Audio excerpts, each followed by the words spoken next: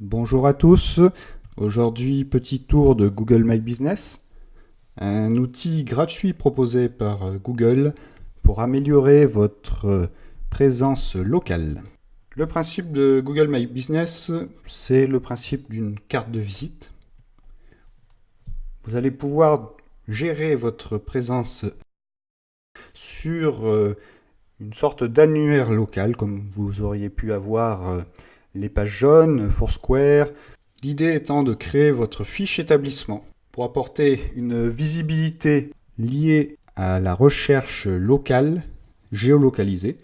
Aujourd'hui, de plus en plus de recherches s'effectuent sur mobile, une contextualisation de la recherche par géolocalisation. Le nouvel algorithme Google Local prend donc en compte dans vos critères la position que vous avez et va faire remonter plus facilement des établissements, des résultats de recherche de proximité. Pour créer votre compte Google My Business, vous avez l'obligation d'avoir préalablement créé une adresse Gmail. Cette création est nécessaire et gratuite. Par la suite, vous pourrez vous connecter sur Google My Business, le site de référence. Les liens seront indiqués dans le détail, la description de cette vidéo.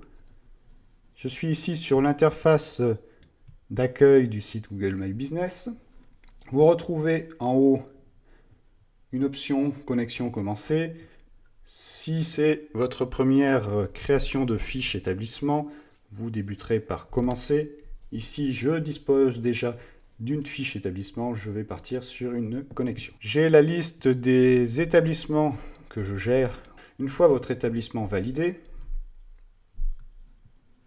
vous allez pouvoir cliquer sur sa fiche détail ici. L'objectif de ces fiches, comme on l'a dit au tout début, c'est d'avoir une véritable carte de visite avec des informations qui remontent rapidement sans avoir même à consulter l'intérieur d'un site internet. L'idée étant d'avoir les informations clés, les horaires, les informations de contact. Nous retrouvons donc l'interface Google My Business version ordinateur ici, avec en page d'accueil un petit tour des performances de votre fiche. Ici vous avez donc le nombre de vues et le nombre de recherches et actions.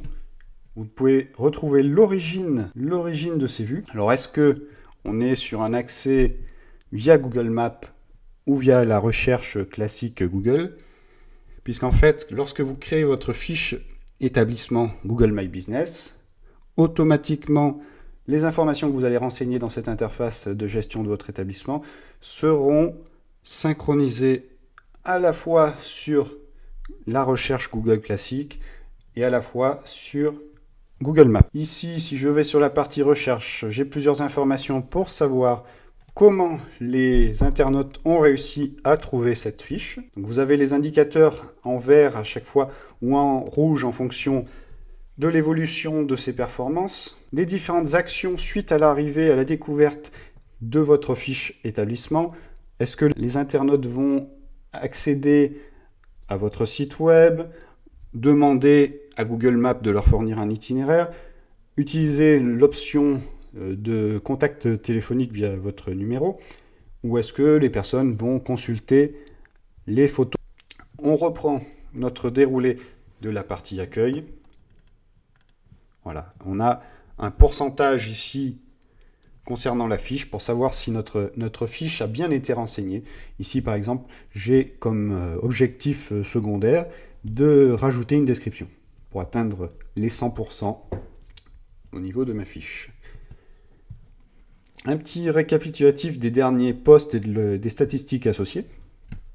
Donc là, c'est une publication que j'ai mis en place. Donc j'ai 12 vues sur cette publication, 0 clic.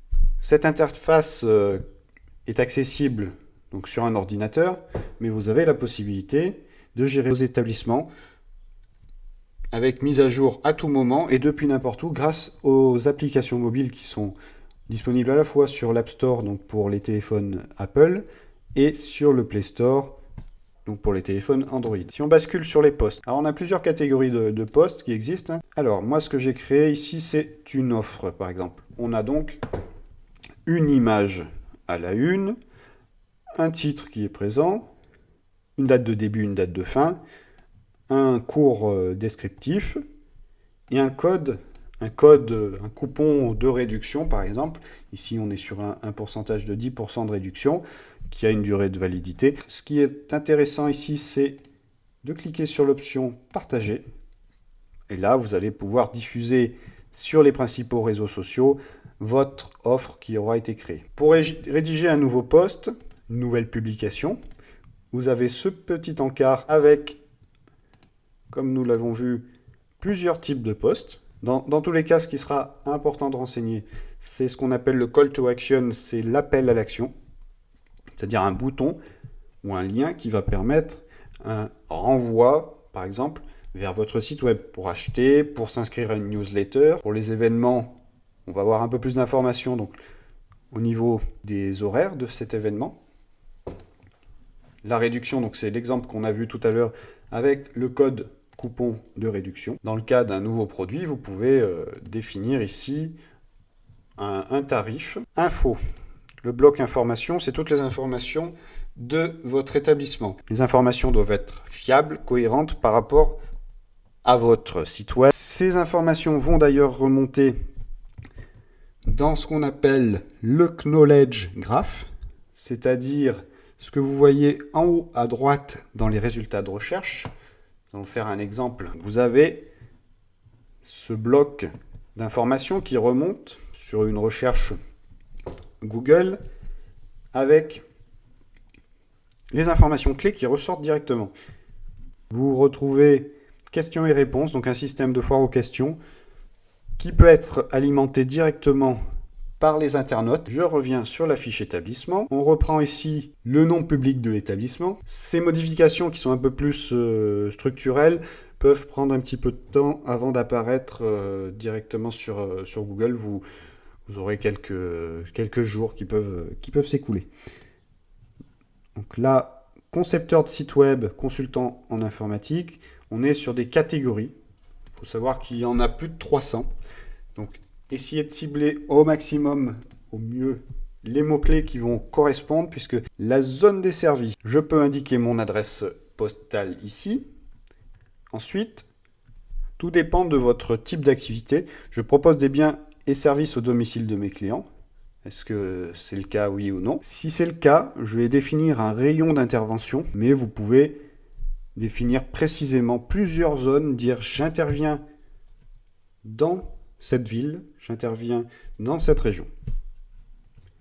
Est-ce que vous avez la possibilité d'accueillir ou non des personnes dans votre établissement, des clients? Les horaires.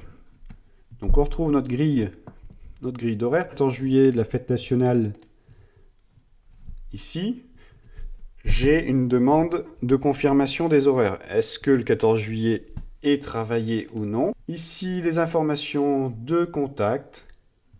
Vous pouvez rajouter plusieurs numéros de téléphone pour être contacté. J'ai rattaché mon site web. Attributs, donc on est sur des caractéristiques qui peuvent être ajoutées. Il y a certaines informations qui peuvent être proposées en fonction des catégories principales.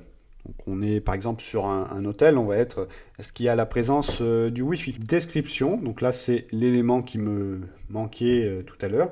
Donc je vais pouvoir mettre jusqu'à 750 caractères. Renseigner au maximum toutes les informations qui sont demandées.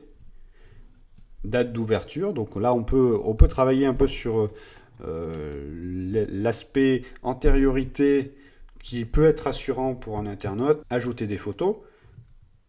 Donc là on bascule sur un autre bloc avec plusieurs catégories. On a toujours ce système d'onglets qui présente différentes catégories. Donc, vous pouvez rajouter avec le bouton plus des photos en les faisant glisser, déposer depuis votre ordinateur par exemple. Donc l'identité. Dans l'identité, vous allez avoir ce qu'on appelle le profil. Alors vous avez la possibilité de piocher dans vos albums photos, donc votre bibliothèque de médias. Si on vous a identifié sur des photos, vous allez pouvoir aussi piocher dedans pour pouvoir les injecter dans votre identité. Votre vidéo, vous pouvez injecter une vidéo de présentation. Pour revenir aux statistiques, donc les statistiques assez succincte mais suffisante pour la plupart des cas. Vous pouvez choisir donc la période ici, donc sur un mois par exemple. Donc une courbe de tendance, une évolution. Alors là, on va prendre une fiche établissement un peu plus complète en termes de statistiques. Donc là, on est sur un gîte avec une fréquentation plus importante. Donc ce qui est intéressant, par exemple, sur la partie demande d'itinéraire, vous allez retrouver à partir de quel endroit les internautes vous ont cherché. À partir de quel moment, à quel endroit ils ont demandé l'itinéraire pour aller jusqu'à votre établissement. La partie appel téléphonique sur laquelle vous allez retrouver à quel moment ces appels ont été passés. Une liste de quelques avis, donc on a un système de filtre. Vous avez les avis qui ont reçu une réponse ou qui n'ont reçu aucune réponse. Donc ici, vous avez la possibilité de répondre.